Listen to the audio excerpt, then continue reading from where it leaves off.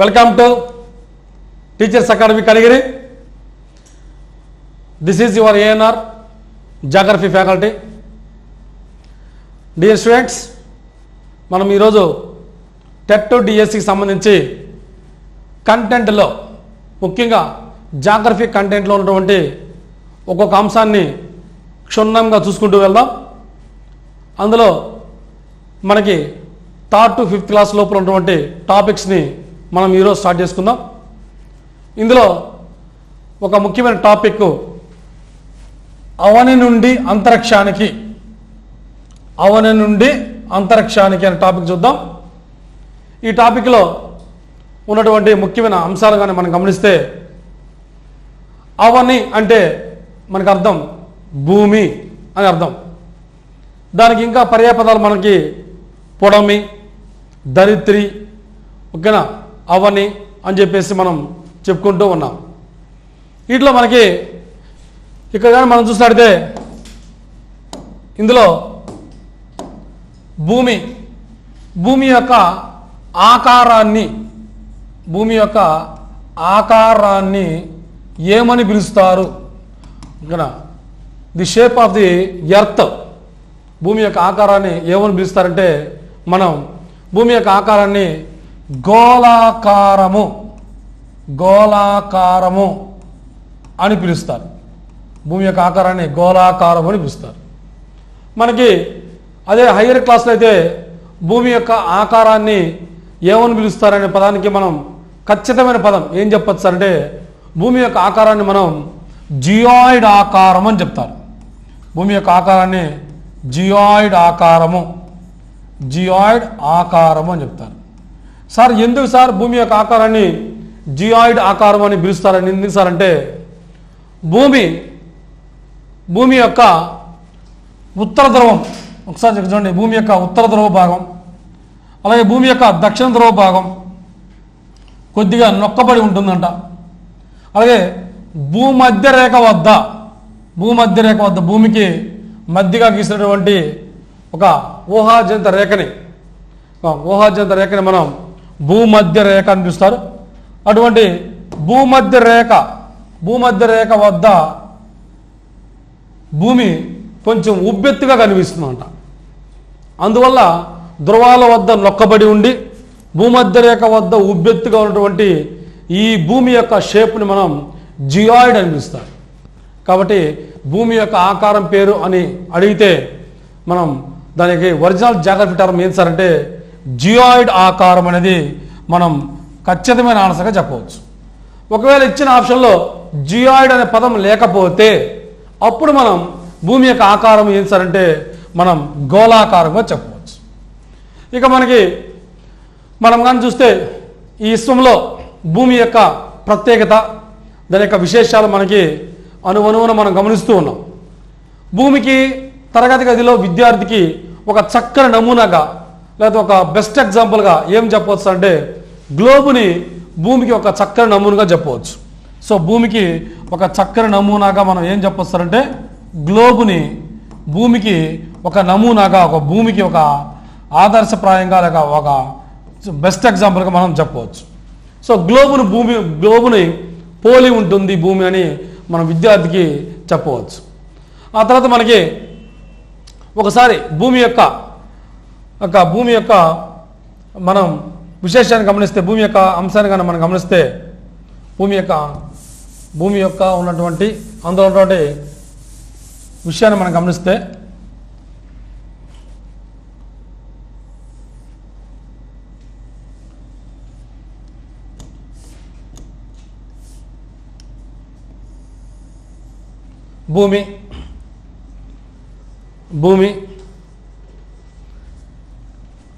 భూమి తర్వాత మనకి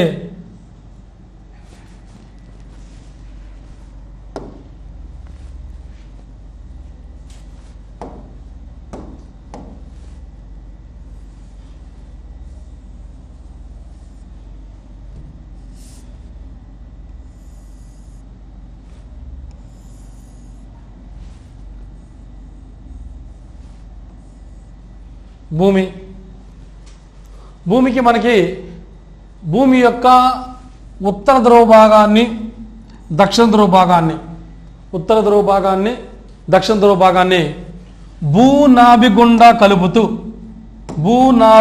కలుపుతూ గీసినటువంటి ఒక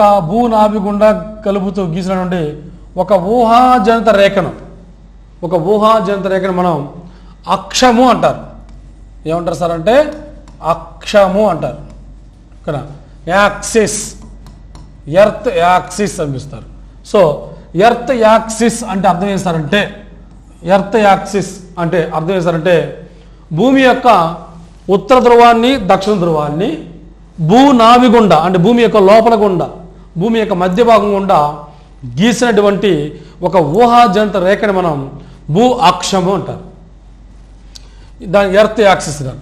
భూ అక్షము ఎల్లప్పుడూ కూడా మనకి 23.5 డిగ్రీల కోణంతో వంగి ఉంటుంది. సో భూ అక్షం ఎల్లప్పుడూ కూడా మనకి ఎంత కోణంతో వంగి ఉంటుంది సార్ అంటే 23.5 డిగ్రీల కోణంతో వంగి ఉంటుందని గుర్తుపెట్టుకోవాలి. ఓకేనా, లాస్ట్ టైం మనకి ఎస్జిటి వాళ్ళకి అడిగినాడు భూ అక్షము భూకక్షతో పోలిస్తే ఎంత కోణంతో వంగి ఉంటుంది అని అడిగాడు.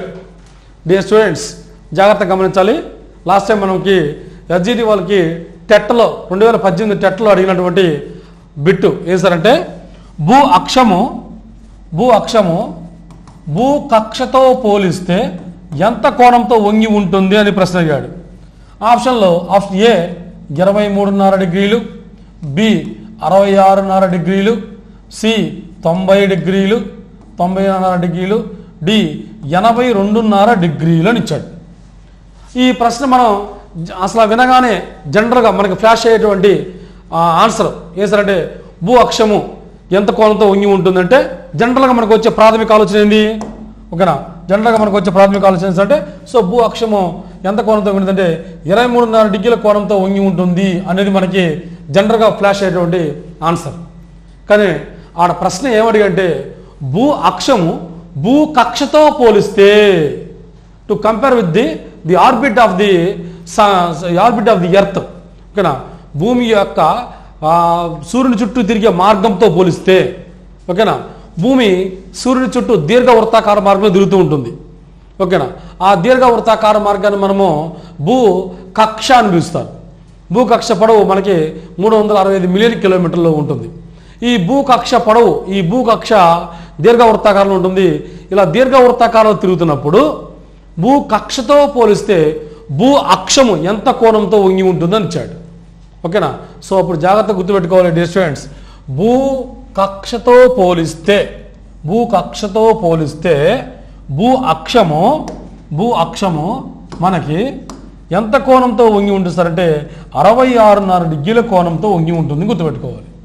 ఓకేనా, సో ఇది చాలా ప్రైమరీ బిట్టు, మనకు తెలిసి కూడా మనం పోగొట్టుకునే ఒక ముఖ్యమైన బిట్టు. జాగ్రత్తగా గుర్తుపెట్టుకోవాలి డియర్ స్టూడెంట్స్.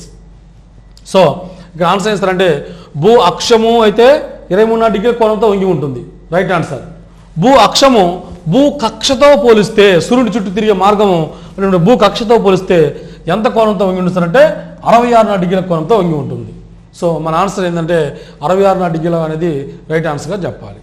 సో ఈ విధంగా మనకి భూ అక్షం అనేది మనకి ఇలా ఉంటుంది. ఆ తర్వాత మనకి భూమి యొక్క అక్షము ఇక్కడ భూకక్ష అనే విషయాలు మనం చెప్పాను.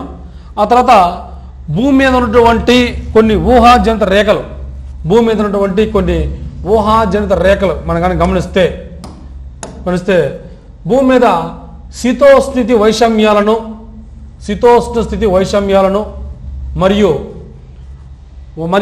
కాల వ్యత్యాసాలను గమనించడం కోసం శాస్త్రవేత్తలు కొన్ని ఊహాజనిత రేఖలు గీయడం జరిగింది. వీటిలో ముఖ్యంగా రేఖాంశాలు అలాగే అక్షాంశాలు అనే ఊహాజనిత రేఖలు గీస్తారు. ఇందులో మనం రేఖాంశాలు అనే పదం కానీ గమనిస్తే రేఖాంశాలు అనే అంశాన్ని కానీ మనం గమనిస్తే రేఖాంశాలు మిట్ట మధ్యాహ్న సమయంలో జాగ్రత్త వినాలి. మిట్ట మధ్యాహ్న సమయంలో సమాన పొడవు గల మిట్ట మధ్యాహ్న సమయంలో సమాన పొడవు గల నీడలను ఉత్తర దక్షిణ దిక్కులకు ఊహిస్తూ గీసినటువంటి ఊహాజనిత రేఖను మనం మెరిడియన్ రేఖ లేక మెరిడియన్ లైన్ అని పిలుస్తారు. సో ఒక మిట్ట మధ్యాహ్న సమయంలో ఓకేనా, లేక ఒకే సమయంలో మిట్ట మధ్యాహ్నం వైపు ప్రాంతాలను ఒకే సమయంలో మిట్ట మధ్యాహ్నం వైపు ప్రాంతాలను ఉత్తర దక్షిణ దిక్కులకు ఊహిస్తూ కలుపుతూ గీసినటువంటి ఒక ఊహాజనిత రేఖలను మనం రేఖాంశాలు అని పిలుస్తారు. రేఖాంశాలు మనం లాంగిట్యూడ్స్ అని పిలుస్తారు. రేఖాంశాలు మనం లాంగిట్యూడ్స్ అని పిలుస్తాం. ఇది లాంగిట్యూడో అనే లాటిన్ పదం నుండి వచ్చింది. లాంగిట్యూడ్ అనే లాటిన్ పదం నుండి వచ్చింది. దీనికి అర్థం చేస్తారంటే ఎత్తు లేక పొడవు, ఎత్తు లేక పొడవు అని అర్థం. ఇట్లా భూమికి నిట్ట నిలువుగా గీసినటువంటి ఒక మొట్టమొదటి రేఖాంశం ఏం సార్ అంటే మనకి ప్రైమ్ మెరిడియన్ లైన్ అనే రేఖాంశాన్ని గీయడం జరిగింది. ప్రైమ్ మెరిడియన్ లైన్ అనే రేఖాంశాన్ని గీయడం జరిగింది. చూడండి ఇలా భూమికి నిట్ట నిలువుగా ఒక అర్ధవృత్తాకారంలో మనకు ఉత్తర దక్షిణ ధ్రువాలను కలుపుతూ గీశారు. దానికి మనం 0 డిగ్రీలు అని పేరు పెట్టినారు. దీన్ని మనము 0 డిగ్రీల రేఖాంశం అని పేరు పెట్టారు. ఈ 0 డిగ్రీల రేఖాంశం నుండి భూమిని ఇటువైపు భాగాన్ని మనం తూర్పు అర్ధగోళమని, ఇటువైపు భాగాన్ని మనం పశ్చిమ అర్ధగోళమని పిలవడం జరిగింది. ఇక ఈ తూర్పు అర్ధగోళంలో మనకి ఓకేనా కొన్ని రేఖాంశాలను ఒక అర్ధవృత్తాకారంలో ఇలా గీసుకుంటూ పోవడం జరిగింది. ఇలా మొత్తం ఎన్ని గీసారు సార్ అంటే ఒక తూర్పు అర్ధగోళంలో మనకి 180 రేఖాంశాలు గీయడం జరిగింది. అలాగే మనకి పశ్చిమ అర్ధగోళంలో కూడా మనకి అలాగే ఒక అర్ధవృత్తాకారంలో కొన్ని రేఖాంశాలు గీయడం జరిగింది. ఇక ఈ పశ్చిమ అర్ధగోళంలో ఎన్ని రేఖాంశాలు గీసారు సార్ అంటే ఇక్కడ కూడా 180 రేఖాంశాలు గీయడం జరిగింది. సో మొత్తం భూగోళం మీద మొత్తం రేఖాంశాలు ఎన్ని సార్ అంటే 360 రేఖాంశాలను గీయడం జరిగింది. ఓకేనా. ఇందులో 0 డిగ్రీల రేఖాంశాన్ని మనం ప్రైమ్ మెరిడియన్ లైన్ ఓకే అని పిలుస్తారు. దాన్ని మనం గ్రీన్విచ్ రేఖ అని కూడా పిలుస్తారు. దాన్ని ఏం పిలుస్తారంటే గ్రీన్విచ్ రేఖ అని కూడా పిలుస్తారు. ఈ రేఖాంశాల వల్ల మనం ఏం తెలుసుకోవచ్చారంటే కాల వ్యత్యాసాలు, టైం డిఫరెన్సెస్ని మనం అంచనా వేయవచ్చు అనమాట. సో రేఖాంశాల వలన మనం ఏం తెలుసుకోవచ్చు అంటే కాల వ్యత్యాసాలను మనం అంచనా వేసుకోవచ్చు. ఓకేనా. ఇంకా రేఖాంశాల గురించి ఇంకా కొంచెం డెప్త్గా ఫర్దర్ క్లాస్లో చెప్పుకుందాం. ఈ క్లాస్లో ఇంతవరకు సరిపోతుంది. ఓకేనా. నెక్స్ట్ మనం అక్షాంశాలు చూద్దాం. అక్షాంశాలు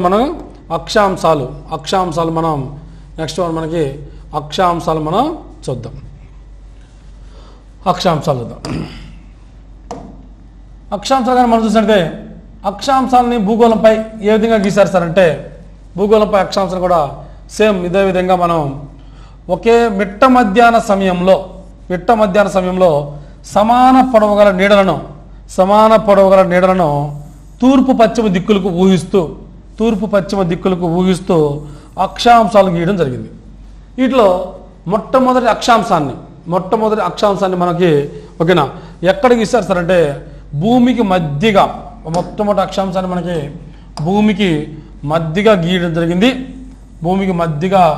మొట్టమొదటి అక్షాంశాన్ని భూమికి మధ్యగా గీయడం జరిగింది. ఇలా భూమికి మధ్యగా గీసినటువంటి ఈ అక్షాంశాన్ని మనం భూమధ్య రేఖ అని పిలుస్తారు. ఏమని పిలుస్తారు సార్ అంటే భూమధ్య రేఖ అని పిలుస్తారు. ఇంగ్లీష్లో దాన్ని మనం ఈక్వేటర్ అని పిలుస్తారు. సో తెలుగులో భూమధ్య రేఖ అని పిలుస్తారు. ఈక్వేటర్ భూమధ్య రేఖ అని పిలుస్తారు. ఇక మనకి ఈ భూమధ్య రేఖ నుండి భూమి 2 అర్ధ భాగాలుగా విభజిస్తారు. భూమిని 2 అర్ధ భాగాలుగా విభజిస్తారు. పై ఉన్న భాగాన్ని మనం ఉత్తర అర్ధగోళం అని ఓకేనా. కింది భాగాన్ని మనం దక్షిణ అర్ధగోళం దక్షిణ అర్ధగోళం అని పిలుస్తారు. ఓకేనా.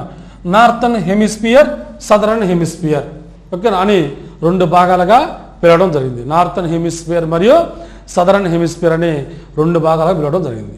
అదే మనం 0 డిగ్రీల ప్రైమ్ మెరిడియన్ బేస్ చేసుకొని ఈస్టర్న్ హెమిస్ఫియర్, వెస్ట్రన్ హెమిస్ఫియర్ అని పిలవడం జరుగుతుంది. ఓకేనా. అదే మనం 0 డిగ్రీల భూమధ్య రేఖను బేస్ చేసుకొని నార్థన్ హెమిస్ఫియర్, సదరన్ హెమిస్ఫియర్ అని పిలవడం జరుగుతుంది. ఓకే. ఈ విధంగా మనకి భూమధ్య రేఖ అనే అంశాన్ని మనం ఏదైంది. ఈ భూమధ్య రేఖ అతి పెద్ద అక్షాంశంగా మనం చదువుతాం. ఓకేనా. భూమధ్య రేఖ అతి పెద్ద అక్షాంశం. ఇక భూమధ్య రేఖ నుండి మనకి ఉత్తరార్ధగోళంలో ఉత్తరార్ధగోళంలో సమాన దూరంలో కొన్ని అక్షాంశాలు గీసుకుంటూ పోయినారు. భూమికి వృత్తాకారంలో సమాన దూరంలో కొన్ని అక్షాంశాలు గీసుకుంటూ పోయినారు. పైకి పోయిన అక్షాంశం ఒక బిందులాగా పాయింట్లాగా ఏర్పడుతుంది. ఓకేనా. మనం వీటిని ఉత్తర అక్షాంశాలు అంటారు. నార్థన్ లాటిట్యూడ్స్ అనిపిస్తారు. సో ఉత్తర అక్షాంశాలు మనకి ఇక్కడ 0 నుంచి స్టార్ట్ అయ్యి ఎన్ని ఉంటాయి సార్ అంటే ఉత్తర అక్షాంశాలు 0 నుంచి స్టార్ట్ అయ్యి ఇక్కడ దాకా ఎన్ని ఉంటాయంటే మొత్తం 90 అక్షాంశాలు గీయడం జరిగింది. అలాగే దక్షిణార్ధగోళంలో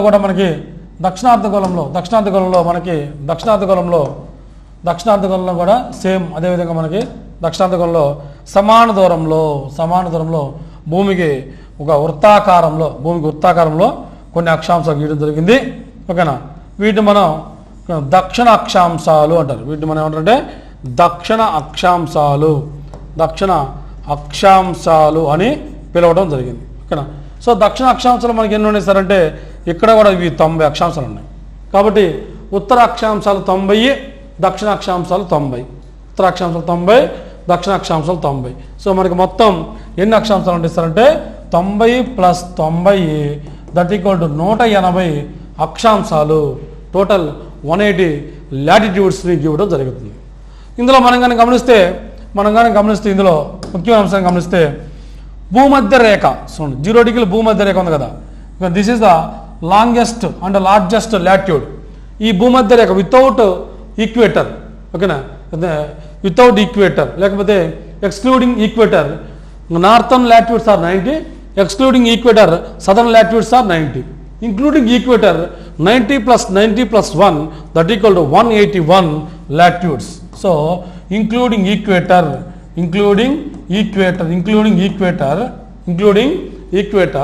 the total latitudes on the earth is 181 latitudes on the earth. Excluding equator, how many latitudes on the earth? 90 + 90 that equal to 180 latitudes on the earth. ఈ విధంగా మనకి అక్షాంశాలను భూమధ్య రేఖతో కలిపి 181 అక్షాంశాలని, భూమధ్య రేఖ కాకుండా 180 అక్షాంశాలు ఉన్నాయని మనం చెప్పవచ్చు. సో ఈ అక్షాంశాలు వలన మనం ఏం తెలుసుకోవచ్చు సార్ అంటే ఈ అక్షాంశాల వలన మనం ఒక ప్రాంతం యొక్క శీతోష్ణ స్థితిని అంచనా వేయవచ్చును. ఓకేనా. We estimate the climate of the location. ఓకేనా. క్లైమేట్ ఆఫ్ ది లొకేషన్, ఒక ప్రాంతం యొక్క శీతోష్ణ స్థితి మనం అంచనా వేయడానికి ఈ అక్షాంశాలు అనేవి మనకి ఉపయోగపడతాయి అని చెప్పాడు. ఇంకా అక్షాంశాల గురించి ఫర్దర్ క్లాస్లో ఒక హయ్యర్ క్లాస్లో ఇంకా డెప్త్గా చెప్పుకుంటాం. ఇక అలాగే ఈ అక్షాంశాలు రేఖాంశాలు మనం కలిపి కానీ గీస్తే రేఖాంశాలు ఇవి ఓకేనా. ఇక అక్షాంశాలు ఇవి ఈ రెండింటి కానీ మనం మెర్జ్ కానీ చేసి కానీ చూస్తున్నట్టే అక్షాంశాలు రేఖాంశాలు కలిపి కానీ చూస్తే ఈ విధంగా ఉంటుంది. అక్షాంశాలు రేఖాంశాలు మనం కలిపి కానీ చూస్తే ఈ విధంగా ఉంటుంది.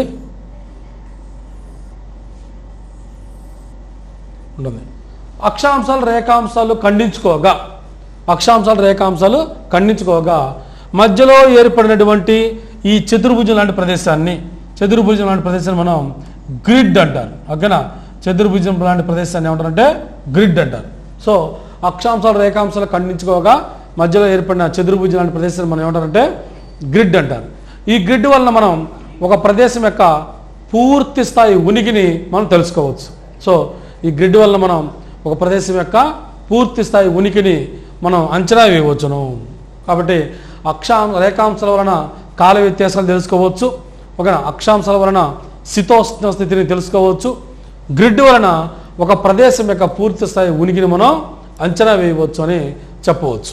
ఓకేనా, ఈ విధంగా మనకి అక్షాంశాలు రేఖాంశాలు అనే టాపిక్ ఇవ్వడం జరిగింది. ఒకసారి డయాగ్రామ్ అని కానీ చూస్తే ఇక్కడ చూడండి, ఒకసారి డయాగ్రామ్ కానీ చూస్తే ఎర్త్.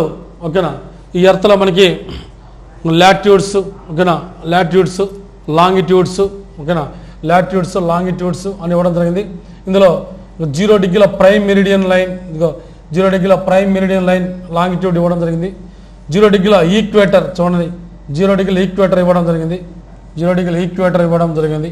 ఓకేనా, so vertical lines are longitudes, parallel lines are horizontal lines are latitudes. ఓకేనా, హారిజాంటల్ లైన్స్ ఆర్ లాటిట్యూడ్స్. ఓకేనా, వర్టికల్ లైన్స్ ఆర్ లాంగిట్యూడ్స్ అని చెప్పేసి మనం చెప్పవచ్చు. ఈ విధంగా మనం లాంగిట్యూడ్ని లాటిట్యూడ్స్ని మనం చెప్పుకోవచ్చును.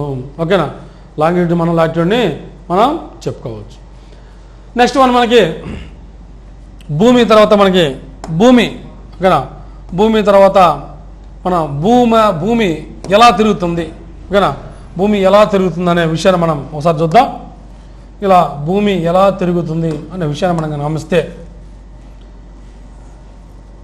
భూమి ఇక్కడ గోళాకారంలో లేక జియాయిడ్ ఆకారంలో ఉంటుంది అని చెప్పిన. భూమి యొక్క ఉత్తర ధ్రువం, దక్షిణ ధ్రువం, భూమి యొక్క ఉత్తర ధ్రువం దక్షిణ ధ్రువాన్ని భూనాభి గుండా కలుపుతూ గీసినటువంటి ఒక ఊహాజనిత రేఖని మనం భూ అక్షం అని చెప్పినాం. ఇలా భూమి ఇక్కడ మన భూమి ఎప్పుడు కూడా ఇట్లా నిలువుగా స్ట్రైట్గా ఉండదు. ఒక 23 డిగ్రీల కోణంతో మనకి ఒక పక్క ఒరిగినట్టు ఉంటుంది అనమాట. అంటే ఉదాహరణకి మనం బెస్ట్ ఎగ్జాంపుల్కి ఏం చెప్పొచ్చు అంటే, మనం చిన్నపిల్లలు కానీ స్కూల్లో లేక బయట ఆటలు ఆడుకునేటప్పుడు ఒక బొంగరాన్ని తీసుకొని తాడు కానీ చుట్టి ఒక్కసారి మన బొంగరం కానీ ఇస్తే ఆ బొంగరం ఎప్పుడు కూడా స్ట్రైట్గా తిరుగుతూ ఉండదు.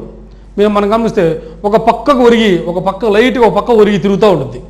ఓకేనా, సో భూమి కూడా ఆ బొంగరం లెక్క ఒక పక్కకు ఒరిగినట్టుగా. ఓకేనా, బొంగరం మనం చూస్తే బొంగరం ఇలా ఉందనుకోండి, ఇక బొంగరం ఇలా చూస్తే ఈ బొంగరం మనకి ఓకేనా ఇలా బొంగరం మనకి ఇలా ఒక పక్కకు ఒరిగి తిరుగుతూ ఉంటుంది. ఓకేనా, ఒక పక్కకి ఒరిగి తిరుగుతుంది. స్ట్రైట్గా వర్టికల్గా ఉండదు, స్ట్రైట్గా వంగి తిరుగుతుంటుంది. అదేవిధంగా మన భూమి కూడా ఓకేనా, భూ అక్షము లైట్గా 23 డిగ్రీల కోణంతో వంగి తన చుట్టూ తాను తిరుగుతుంది. ఎలా తిరుగుతుంది అంటే భూమి పశ్చిమ దిక్కు నుండి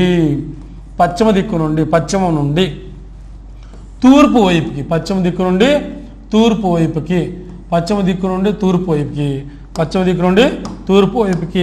తన చుట్టూ తాను తిరుగుతూ ఉంటుంది. ఇలా భూమి 23 డిగ్రీల భూమి యొక్క అక్షం 23 డిగ్రీల కోణంతో వంగి ఉండి పశ్చిమ దిక్కు నుండి తూర్పు వైపుకి తన చుట్టూ తాను తిరగడాన్ని మనం భూభ్రమణము అంటారు.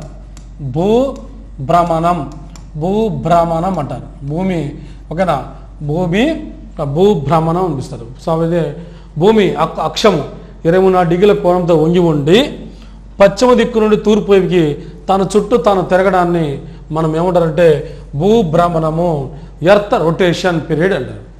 మనకి భూభ్రమణానికి ఎంత సమయం పడుతుంది సార్? భూభ్రమణానికి ఎంత సమయం పడుతుంది సార్ అంటే మనకి 23 గంటల 56 నిమిషాల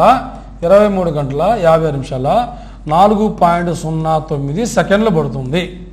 ఓకేనా, దీన్ని మనం లోయర్ క్లాస్లో మనకి ఏం ఇచ్చారు సార్ అంటే ఓకేనా 24 గంటలు అని ఇచ్చాడు.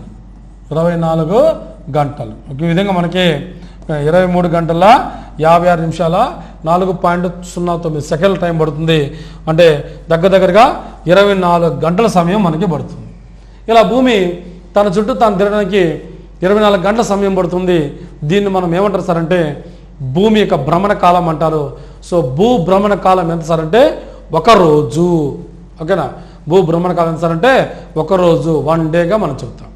మరి భూభ్రమణం వల్ల మనకి ఏం జరుగుతుంది సార్ అంటే సరే భూభ్రమణం వల్ల మనకు కలిగే ఫలితాలు ఏంటి సార్ అంటే భూభ్రమణం వల్ల మనకి పగలు రాత్రులు ఏర్పడుతున్నాయి. జాగ్రత్తగా గుర్తుపెట్టుకోవాలి. పగలు రాత్రులు అనేవి ఏర్పడుతూ ఉన్నాయి. ఓకేనా. అలాగే భూభ్రమణం వల్ల పగలు రాత్రులు ఏర్పడుతున్నాయి. అలాగే మనకి భూభ్రమణం వలన భూభ్రమణం వలన మనకి ఇంకా ఏం సంభవిస్తుందంటే భూభ్రమణం వలన గాలి ప్రసరణ జరుగుతుంది. గాలి ప్రసరణ అన్ని వేళలకి గాలి ప్రసరణ జరుగుతుంది. అన్ని చోట్లకి గాలి విస్తరించడానికి గాలి ప్రసరణ అవడానికి జరుగుతుంది. అలాగే భూభ్రమణం వల్ల మనకి కొరియాలిస్ ప్రభావం అనేది జరుగుతుంది. కొరియాలిస్ ప్రభావం అనేది జరుగుతుంది. ఓకేనా. ఈ కొరియాలిస్ ప్రభావం గురించి నెక్స్ట్ మనకి ఫర్దర్ క్లాస్లో వస్తుంది. కొరియాలిస్ ప్రభావం అనేది జరుగుతుంది. గాలి ప్రసరణ అన్ని చోట్లకి సమంగా జరుగుతుంది. ఓకేనా. పగలు రాత్రులు ఏర్పడుతుంటాయి. ఓకేనా. అలాగే సముద్ర ప్రవాహాలు ఏర్పడుతుంటాయి. మనకి సముద్ర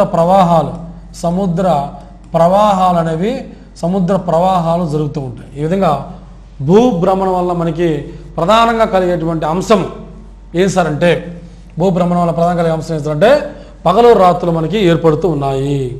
ఓకేనా. అలాగే గాలి ప్రసరణ జరుగుతూ ఉంది. అలాగే కొరియాలిస్ ప్రభావం మనకి జరుగుతుంది. అలాగే సముద్ర ప్రవాహాలు అనేవి మనకు జరుగుతూ ఉన్నాయి. దీన్ని మనం భూభ్రమణ ఫలితాలను పిలుస్తారు. అలాగే మనకి భూ పరిభ్రమణం యొక్క ఫలితాలు కానీ చూస్తున్నట్టే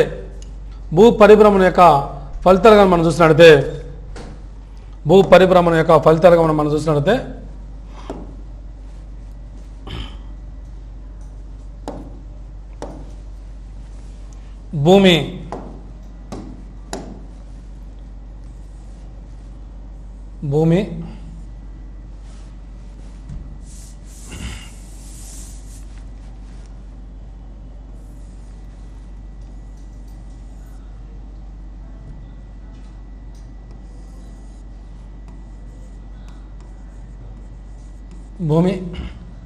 అలాగే భూమి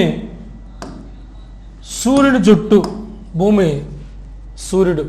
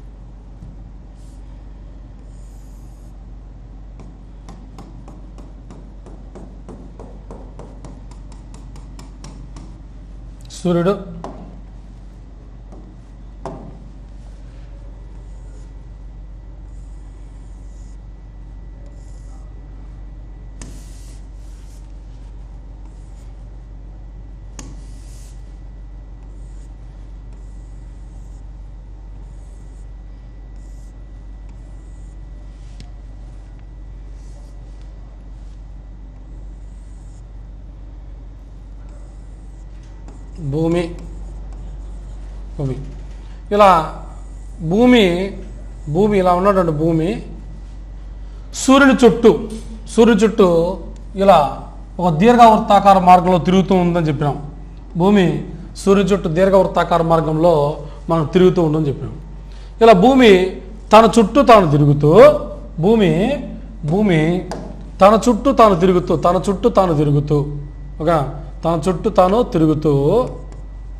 తాను తిరుగుతూ మళ్ళా సూర్యుని చుట్టూ తిరగడాన్ని ఓకేనా. సూర్యుని చుట్టూ ఒక నిర్దిష్ట మార్గంలో కక్షా మార్గంలో తిరుగుతుంది. ఇలా భూమి సూర్యుని చుట్టూ తిరిగే మార్గాన్ని మనం కక్ష అంటారు. సార్ అంటే కక్ష ఆర్బిట్ అని పిలుస్తారు. భూమి సూర్యుని చుట్టూ తిరిగే మార్గాన్ని మనం ఆర్బిట్ కక్ష అని పిలుస్తారు. ఇలా మనం భూమి తన చుట్టూ తను తిరుగుతూ సూర్యుని చుట్టూ తిరుగుతూ ఉంటుంది. ఇలా భూమి ఒక చోట నుంచి బయలుదేరి సూర్యుని చుట్టూ ఒకసారి తిరిగి మళ్ళీ అదే స్థానం రావడానికి మనం భూ పరిభ్రమణం అంటారు. ఎర్త్ రివల్యూషన్ పీరియడ్ అని పిలుస్తారు. సో భూ పరిభ్రమణం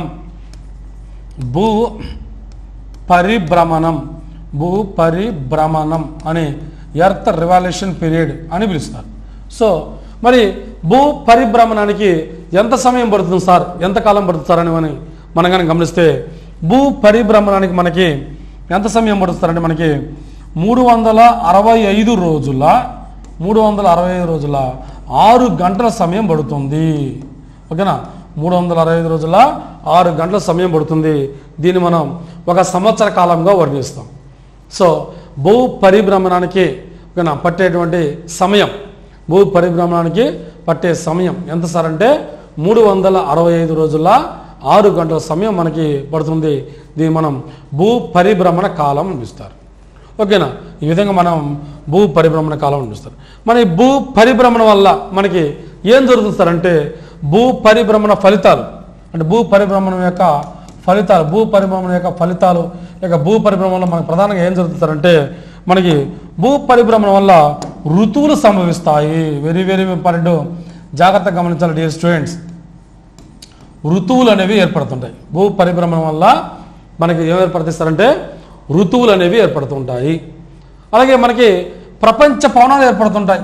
సో ప్రపంచ పవనాలు అనేవి ప్రపంచ పవనాలు గమనంలో మార్పు లేక ప్రపంచ పవనాలు ఏర్పడుతుంటాయి, ఋతువులు ఏర్పడుతుంటాయి. ఓకేనా, ప్రపంచ పవనాల గమనంలో మార్పు సంభవిస్తుంటాయి. కాలాలు సంభవిస్తాయి, వేసవికాలం, వర్షాకాలం, శీతాకాలం కాలాలు సంభవిస్తాయి. సో ఈ విధంగా మనకి భూ పరిభ్రమణ వలన ఏం జరుగుతుందంటే మనకి ఋతువులు ఏర్పడుతుంటాయి. ఓకేనా, ప్రపంచ పవనాలు అనేవి సంభవిస్తుంటాయి, కాలాలు అనేవి సంభవిస్తూ ఉంటాయి. ఇందాక మనం భూభ్రమణం వల్ల ఫలితాలు చెప్పాం. భూభ్రమణం వల్ల ఫలితాలు ఏం చెప్పండి, పగలు రాత్రులు ఏర్పడతాయని చెప్పేసాం. ఓకేనా, సముద్ర ప్రవాహాలు ఏర్పడుతుంటాయని చెప్పేసాం, కొరియాలిస్ ప్రభావం ఏర్పడుతుందని చెప్పాం. ఆ విధంగా ఇవి భూభ్రమణ ఫలితాలు. ఇవేమో భూ పరిభ్రమణ ఫలితాలు. సో భూ పరిభ్రమణ ఫలితాలు ఏం సార్ అంటే ఋతువులు సంభవిస్తుంటాయి, ప్రపంచ పవనాలు సంభవిస్తుంటాయి, కాలాలు అనేవి సంభవిస్తూ ఉంటాయి. ఈ విధంగా మనకి భూ పరిభ్రమణ ఫలితాలుగా చెప్పుకోవచ్చు. నెక్స్ట్ వన్ మనం గమనిస్తే భూమి యొక్క అంశాల్లో, ఓకేనా, భూమి యొక్క అంశాలు భూభ్రమణం చెప్పాం, భూ పరిభ్రమణం చెప్పాం. ఓకేనా, అలాగే మనం భూమధ్య రేఖ చెప్పాం, మెరిడియన్ రేఖ చెప్పినాం, అలాగే అక్షాంశాలు అంటే ఏమిటి, రేఖాంశాలు అంటే ఏమిటి చెప్పాం, వాటి యొక్క ప్రాథమిక భావనలు చెప్పాం, అక్షం అంటే చెప్పినాం, కక్ష అంటే చెప్పినాం, గ్లోబు భూమికి ఒక చక్కని నమూనాగా మనం వర్ణించాం.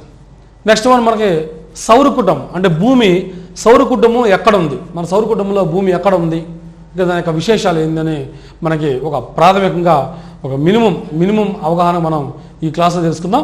నెక్స్ట్ ఫర్దర్ క్లాస్లో మనకి హైయర్ క్లాస్లో ఒక్కొక్క గ్రహం గురించి మనం జూమ్ చేసుకుంటూ ఒక్కొక్క గ్రహాన్ని ఎక్స్ప్లెనేషన్ ఇవ్వడం జరుగుతుంది. సో ఈ లోయర్ క్లాస్లో అసలు సౌర కుటుంబం అంటే ఏమిటి అనేది ఒక ప్రాథమిక అవగాహన చూద్దాం.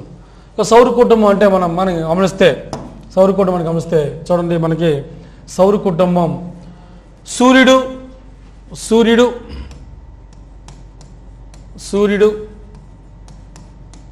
చుట్టూ తిరుగుతున్న గ్రహాలు చుట్టూ తిరుగుతున్న ఉపగ్రహాలు, మరియు ఇతర గ్రహ శకలాలు వీటన్నిటిని కలిపి మనం సోలార్ సిస్టమ్, సౌర కుటుంబం అంటారు. సౌర కుటుంబం అంటారు. ఈ విధంగా మనకి సూర్యుని చుట్టూ తిరుగుతున్న గ్రహాలు, ఓకేనా, వాటి చుట్టూ తిరుగుతున్నటువంటి ఇతర గ్రహ శకలాలు మొత్తాన్ని కలిపి మనం సౌర కుటుంబం అంటారు. ఇక మన సౌర కుటుంబంలో మనకి పెద్దన్న ఎవరు సార్ అంటే సూర్యుడిగా మనం చెబుతుంటాం. సౌర కుటుంబంలో బిగ్ బ్రదర్ అని ఎవరు పిలుస్తారంటే సూర్యుడిగా మనం చెబుతుంటాం. ఆ సూర్యుడి చుట్టూ మిగతా గ్రహాలన్నీ మనకు తిరుగుతూ ఉన్నాయి. ప్రస్తుతం మనకి ఎన్ని గ్రహాలు ఉన్నాయి సార్ అంటే ప్రస్తుతం మనకి 8 గ్రహాలు ఉన్నాయని చెప్పాలి. 2006 తర్వాత 2006కు ముందు అయితే మనకి 9 గ్రహాలు ఉండేవి. మనం అందుకని వాటిని నవగ్రహాలని పిలిచేవాళ్ళు. ఇప్పుడు 2006 తర్వాత 2006లో మైకేల్ బ్రౌన్ జీనా యొక్క అభ్యంతరం మేరకు మనకి లాస్ట్ ఉన్నటువంటి ప్లూటో గ్రహాన్ని గ్రహ హోదా నుండి తొలగించడం జరిగింది. కాబట్టి ఆ మైకేల్ బ్రౌన్ జీనా అభ్యంతరం మేరకు ప్లూటో గ్రహాన్ని గ్రహ హోదా నుండి తొలగించిన తర్వాత మనకి ప్రస్తుతం ఎన్ని గ్రహాలు ఉన్నాయి సార్ అంటే 8 గ్రహాలు మాత్రమే ఉన్నాయని చెప్పాలి. ఆ 8 గ్రహాలు ఏంటి సార్ అంటే మనం ఒకసారి చూడండి. 8 గ్రహాలు డయాగ్రామ్ ఇచ్చాం చూడండి, డిజిటల్ డయాగ్రామ్. సూర్యుడు నెంబర్ 1, మెర్క్యూరీ అంటే బుధుడు బుధుడు. నెక్స్ట్ తర్వాత వీనస్ శుక్రుడు, వీనస్ శుక్రుడు. తర్వాత ఎర్త్ భూమి, తర్వాత మార్స్ అంగారకుడు, మార్స్ అంగారకుడు. నెక్స్ట్ జూపిటర్ బృహస్పతి. నెక్స్ట్ సాట్రన్ శని. యురేనస్ అంటే వరుణుడు. నెక్స్ట్ నెప్ట్యూన్ ఇంద్రుడు.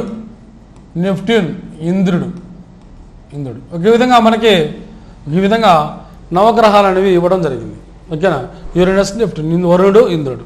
ఓకేనా, మనకి సూర్యుడు, బుధుడు, శుక్రుడు, భూమి, అంగారకుడు, బృహస్పతి, శని, యురేనస్, నెప్ట్యూన్. ఓకే, ఈ విధంగా మనకి 8 గ్రహాలు అనేవి ఇవ్వడం జరిగింది. ఈ గ్రహాలు మొత్తాన్ని కలిసి మనం సౌర కుటుంబం అంటారు. సౌర కుటుంబంలో సూర్యుడికి దగ్గరగా ఉన్న గ్రహం ఏది, రెండో గ్రహం ఏది, మూడో గ్రహం ఏది అని అడుగుతాడు. ఆ క్రమాన్ని మనం జాగ్రత్తగా గుర్తుపెట్టుకోవాలి. ఓకేనా, సూర్యుడికి దగ్గరగా ఉన్న గ్రహం ఏది, రెండో గ్రహం ఏది, మూడో గ్రహం ఏది అని చెప్తాడు. దానికి మనం ఒక కోడ్ చెప్తున్నాం చూడండి. మనకు టెక్స్ట్ బుక్లు కూడా ఇవ్వడం జరిగింది. ఒక అయినప్పటికీ చూడండి, ఒకసారి చూడండి. మై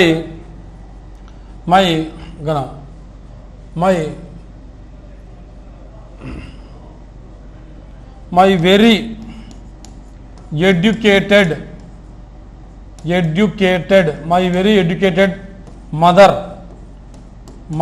ఎడ్యుకేటెడ్ మదర్ just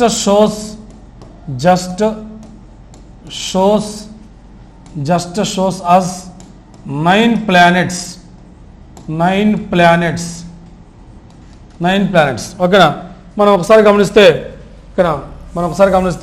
సౌర కుటుంబంలో గ్రహాల క్రమాన్ని ఈ క్లాస్లో సౌర కుటుంబంలో గ్రహాల క్రమాన్ని మాత్రం చూస్తాం. నెక్స్ట్ ఫర్దర్ క్లాస్లో దాని గురించి డీప్గా చూపిస్తాం. ఇందులో my very educated mother just shows us 9 planets అని ఒక కోడ్ చూస్తున్నాం. ఇందులో చూడండి, మై అంటే ఎం, మైలో ఎం అంటే మెర్క్యూరీ,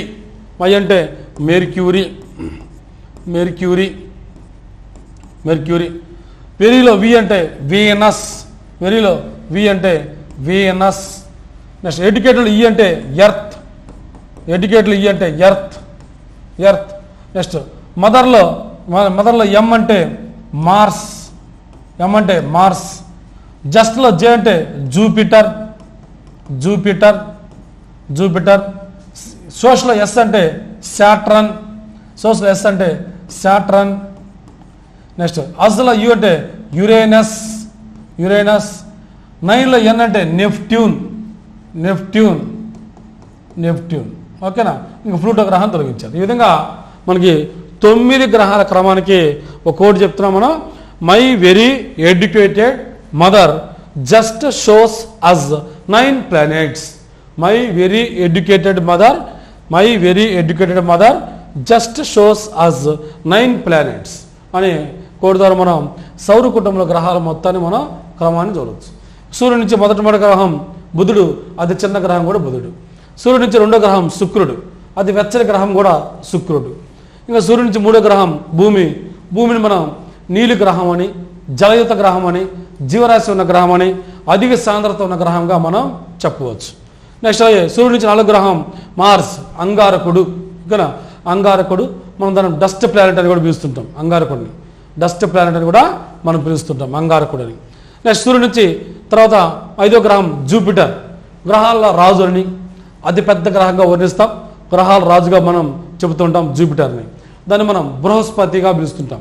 ఓకేనా, అలాగే మనకి 6వ గ్రహం శని, సాట్రన్, దాన్ని అందమైన గ్రహంగా వర్ణిస్తుంటాం, అందమైన గ్రహంగా మనం చెబుతుంటాం.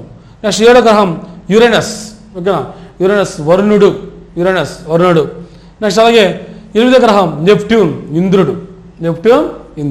ఈ విధంగా మనకి ఈ గ్రహాల యొక్క క్రమాన్ని మనం జాగ్రత్త గుర్తుపెట్టుకోవాలి. సూర్యుడి నుంచి 3వ గ్రహం ఏది, 4వ గ్రహం ఏది, భూమికి ఇరువైపుల గ్రహాలు ఏవి అని అడుగుతూ ఉంటాడు. ఓకేనా, మనం గతంలో కూడా ఫర్దర్ క్లాస్లో 6th 7thలో ఈ గ్రహాల గురించి ఇంకా డీప్గా చెప్పుకోవడం జరిగింది. ముందు వీడియోలో మనకి దాని యొక్క విశ్లేషణ చాలా చక్కగా ఇచ్చున్నా. మనకి 5th క్లాస్లో ఒక ప్రైమరీ లెవెల్లో మామూలుగా ఒక జస్ట్ దాని గురించి ఒక డైలాగ్ మాత్రం ఇచ్చినాడు కాబట్టి ఈ అంశాన్ని ఇంతటితో ఆపుతున్నాను. మీకు మనకి 6th 7thలో సౌర కుటుంబం గురించి విపులంగా చెప్పి ఉన్నాం. అది కూడా మన వీడియోలో అప్లోడ్ చేయబడి ఉంది. ఇక నెక్స్ట్ మనం ఈ విధంగా ఈ సౌర కుటుంబం గ్రహాలు వాటి యొక్క ఉపగ్రహాల గురించి మనం చూస్తున్నాం. భూమికి ఉన్న ఏకైక ఉపగ్రహం చంద్రుడు. భూమికి ఉన్న ఏకైక ఉపగ్రహం ఎవరుస్తారంటే చంద్రుడు. ఇక్కడ చంద్రుడు భూమికి ఉన్న ఏకైక ఉపగ్రహం చెప్పవచ్చు. ఓకేనా. మనం గ్రహాలు ఏ విధంగా అయితే సూర్యుడు చుట్టూ తిరుగుతున్నాయో ఉపగ్రహాలు అనేవి కూడా ఆ గ్రహాల చుట్టూ తిరుగుతూ ఉంటాయి. సో మనకి సౌర కుటుంబంలో ఎక్కువ ఉపగ్రహాలు ఉన్న గ్రహం ఏం సార్ అంటే శని గ్రహం అని చెప్పాలి. సౌర కుటుంబంలో ఎక్కువ ఉపగ్రహాలు ఉన్న గ్రహం ఏంటంటే శని గ్రహం. రెండవ ఉపగ్రహాలు ఎక్కువ ఉపగ్రహాలు కలిగిన రెండవ గ్రహం ఏంటంటే జూపిటర్ అని చెప్పాలి. ఓకే, నా బిట్ మారింది, జాగ్రత్తగా గమనించాలి డియర్ స్టూడెంట్స్. సౌర కుటుంబంలో ప్రస్తుతం మనం టెక్స్ట్ బుక్ ప్రకారం ఎక్కువ ఉపగ్రహాలు ఉన్న గ్రహం ఏంటంటే శని గ్రహం అని చెప్పాలి. అలాగే రెండో స్థానంలో ఏముందంటే జూపిటర్ ఉందని చెప్పాలి. ఓకేనా. ఇక మనకి అసలు గ్రహాలు ఉపగ్రహాలు లేని గ్రహాలు ఏంటి సార్ అంటే బుధుడు శుక్రుడికి అసలు ఉపగ్రహాలు లేవు. బుధుడు మరియు శుక్రుడి గ్రహానికి ఉపగ్రహాలు అసలు లేవు. మనకి భూమికి ఉన్న ఏకైక ఉపగ్రహం ఎవరు సార్ అంటే భూమికి ఉన్న ఏకైక ఉపగ్రహం చంద్రుడు. ఓకేనా. సో చంద్రుడు భూమికి ఉన్న చంద్రుడు భూమికి ఉన్న ఏకైక ఉపగ్రహం మనం చెప్పుకోవచ్చు. 3,84,000 కిలోమీటర్ దూరంలో చంద్రుడు మనకి భూమికి ఉన్నాడు. భూమికి దగ్గరగా ఉన్నాడు. భూమికి దగ్గరగా ఉన్న ఉపగ్రహం ఎవరు? చంద్రుడు. ఓకేనా. ఈ విధంగా మనకి చంద్రుడు మనం ఇంకా విశేషాలు చూడవచ్చు.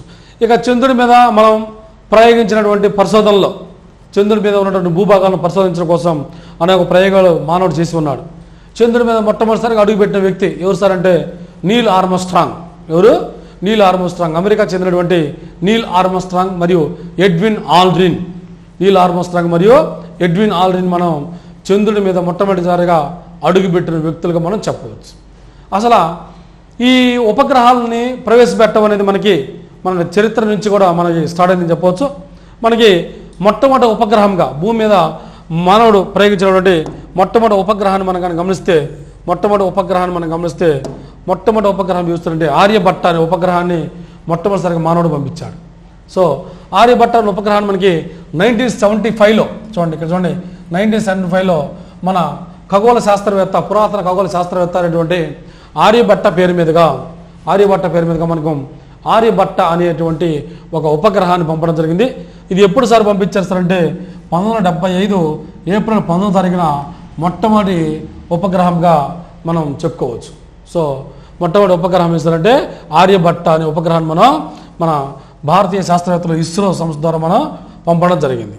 ఓకేనా. ఆ విధంగా 1975లో ఏప్రిల్ 19న ఆర్యభట్ట అనే ఉపగ్రహాన్ని పంపడం జరిగింది. అలాగే చంద్రుడి మీద మనకి ఇంకా ఏమి ఉపగ్రహం అంటే చంద్రుడి మీద మనం చూస్తే ఈ మధ్య రీసెంట్గా మనకి చంద్రుడి మీద చంద్రయాన్ 1, చంద్రయాన్ 2, చంద్రయాన్ 3 అని చెప్పేసి 3 సార్లు ప్రయోగాలు జరపడం జరిగింది. ఇందులో మనం చూసినట్టయితే చంద్రయాన్ 1 మనం కానీ గమనిస్తే చంద్రుడి మీద పరిశోధన కోసం చంద్రయాన్ 1 మనం 2008 అక్టోబర్ 22వ తారీఖున 2008 అక్టోబర్ 22వ తారీఖున మనం చంద్రయాన్ 1 పరిశోధన కోసం చంద్రుడి మీద ఉన్నటువంటి పరిశోధనల కోసం చంద్రుడి మీద ఉన్న జలభాగం కానీ ఇతర ఖనిజ నిక్షేపాలు కానీ ఆడ వాతావరణాన్ని అన్వేషణ చేయడం కోసం ప్రయోగించడం జరిగింది. ఇక్కడ చూడండి, ఇక్కడ డయాగ్రామ్లో మనకి ఈ చంద్రయాన్ 1 ఇక్కడ ఇటు డయాగ్రామ్ ఉంది. ఈ చంద్రయాన్ 1లో మనం ఉపయోగించిన వెహికల్ పేరు ఏంటంటే పిఎస్ఎల్వి C2 అనే ఒక నౌక ద్వారా మనం చంద్రయాన్ 1ని ప్రయోగించడం జరిగింది. ఇంకా దాని వెయిట్ 1380 కిలోలు దాని యొక్క వెయిట్. ఓకేనా. మొత్తం దానికి 312 రోజులు పడుతుందని చెప్పేసి ఇచ్చి ఉన్నాడు. ఓకేనా. ఇది ఒక పిఎస్ఎల్వి C2 ద్వారా మనం చంద్రయాన్ 1 ప్రయోగం చేయడం జరిగింది. ఈ చంద్రయాన్ 1 ప్రయోగం ఎప్పుడు జరిగింది సార్ అంటే 2008 అక్టోబర్ 22న జరిగింది. అలాగే మనకి చంద్రయాన్ 2 ఓకేనా. చంద్రయాన్ 2 ఎప్పుడు చేశారు సార్ అంటే చంద్రయాన్ 2 ప్రయోగం మనకి ఎప్పుడు జరిగింది సార్ అంటే మనం చూస్తుంటే ఇక్కడ డయాగ్రామ్లు ఇచ్చాం చూడండి. ఈ చంద్రయాన్ 2 ఓకేనా. దీన్ని మనం 2019 జూలై 22న జరిగింది. 2019 జూలై 22వ తారీఖున చంద్రయాన్ 2 ప్రయోగం జరిగింది. ఈ చంద్రయాన్ 2కి మనం పిఎస్ఎల్విని ఉపయోగించలేదు. దేని ఉపయోగించారంటే జిఎస్ఎల్విని ఉపయోగించారు. ఓకే, జియోసెంట్రిక్ లాంచింగ్ వెహికల్ అని చెప్పేసి జిఎస్ఎల్విని ఉపయోగించారు. జిఎస్ఎల్వి MK3 ఓకేనా, జిఎస్ఎల్వి MK3 అనే రోవర్ ద్వారా మనకి ఉపయోగించడం జరిగింది. అనే వెహికల్ ద్వారా చంద్రయాన్ 2 ప్రయోగం జరిగింది. ఓకేనా, ఆ చంద్రయాన్ 2 మనకి చంద్రుని యొక్క కక్షలో తిరుగుతూ దాని యొక్క ప్రైమరీ మిషన్ దానిలో ఉన్నటువంటి ప్రైమరీ మిషన్ లాస్ట్ వైపు క్రాష్ ల్యాండింగ్ అవడం వల్ల అది కొద్దిగా ఫెయిల్ అయిందని చెప్పుకోవచ్చు. అయినప్పటికీ దాని యొక్క వెహికల్ దాని యొక్క ఆర్బిటరీ మిషన్లో దాని యొక్క వెహికల్ ఇప్పుడు కూడా కొంత తిరుగుతూ ఉంది. దాని ద్వారానే మనం చంద్రయాన్ 3 ప్రయోగం కూడా చేసామని చెప్పేసి రీసెంట్గా చెప్పి ఉన్నారు. సో మనకు చంద్రయాన్ 3 ప్రయోగం ఎప్పుడు చేస్తారంటే మన రీసెంట్గా నిన్న చంద్రయాన్ 3 ప్రయోగం ఎప్పుడు జరిగిస్తారంటే చంద్రయాన్ 3 ప్రయోగం మనకి 2023 ఓకేనా, జూలై 14 తారీఖు జరిగింది. మొన్న 2023 చంద్రయాన్ 3 ప్రయోగం 2023 జూలై ఓకేనా, జూలై 14వ తారీఖున జరిగింది. ఈ చంద్రయాన్ 3 ప్రయోగంలో మనకి ఉపయోగించినటువంటి వెహికల్ ఓకేనా, వెహికల్ ఏంటంటే LVM-3 ఓకేనా, LVM-3 అనే వెహికల్ ద్వారా మనం ప్రయోగించడం జరిగింది. ఈ విధంగా ఈ చంద్రయాన్ 3, చంద్రయాన్ 2, చంద్రయాన్ 1 అనేవి చంద్రుని మీద ఉన్నటువంటి భూభాగాలను, చంద్రుని మీద ఉన్నటువంటి నీటి జాడలను, ఖనిజ నిక్షేపాలను అన్వేషించడం కోసం భారత ప్రభుత్వం చేపట్టినటువంటి ఆపరేషన్గా మనం చెప్పుకోవచ్చు. ఈ విధంగా చంద్రయాన్ 1, చంద్రయాన్ 2, చంద్రయాన్ 3 అనేవి ఉన్నాయి. ఆర్యభట్ట అనేది మనకి ఉన్న ఆర్యభట్ట అనేటువంటి భారతదేశంలో ప్రయోగించినటువంటి మొట్టమొదటి ఉపగ్రహంగా మనం చెప్పవచ్చు. ఈ విధంగా మనకి ఉన్నాయి. ఇక గ్రహాలు, ఉపగ్రహాలతో కాకుండా తోక చుక్కలు అనేవి కూడా మనం చెప్పుకోవచ్చు. తోక చుక్కలు అనేవి మనం చూస్తే తోక చుక్కలు అనేవి విషయం చూస్తే మనకి తోక చుక్కలు అనేవి మనం చూస్తే తల మరియు తోక కలిగి ఉన్నటువంటి ఒక నక్షత్ర రాశుల సమూహాన్ని మనం ఒక తోక చుక్కలు అంటారు. తల తోక మరి కలిగినటువంటి ఒక నక్షత్రాల సమూహాన్ని మనం తోక చుక్క అంటారు. మనం ఇటువంటి తోక చుక్కలో డాక్టర్ హేలీ అనే శాస్త్రవేత్త హెలీ తోక చుక్క కనుగొనడం జరిగింది. హెలీ తోక చుక్క అంటారు. డాక్టర్ హేలీ అనే వ్యక్తి హెలీ తోక చుక్కను కనుగొనడం జరిగింది. దాన్ని 1986లో ఓకేనా, 1986లో తొలిసారిగా గుర్తించారు. ఇది ప్రతి 76 సంవత్సరాలకు ఒకసారి మనకు కనిపిస్తుంది. 76 సంవత్సరాలకు ఒకసారి కనిపిస్తుంది ఓకేనా. మళ్ళీ మనకి 2061లో ఓకేనా, 2061లో మనకి ఈ హెలీ తోక చుక్క అనేది మనకు కనిపిస్తూ ఉంటుంది ఓకేనా. ఈ విధంగా తల తోక కలిగినటువంటి నక్షత్ర రాశి సమూహాన్ని మనం తోక చుక్కలు అని కూడా పిలుస్తూ ఉంటారు. ఇంకా ఈ విధంగా మనకి ఈ టాపిక్తో మనకి అవని నుండి అంతరిక్షానికి అనే టాపిక్ మనం చెప్పుకోవడం జరిగింది. ఓకే.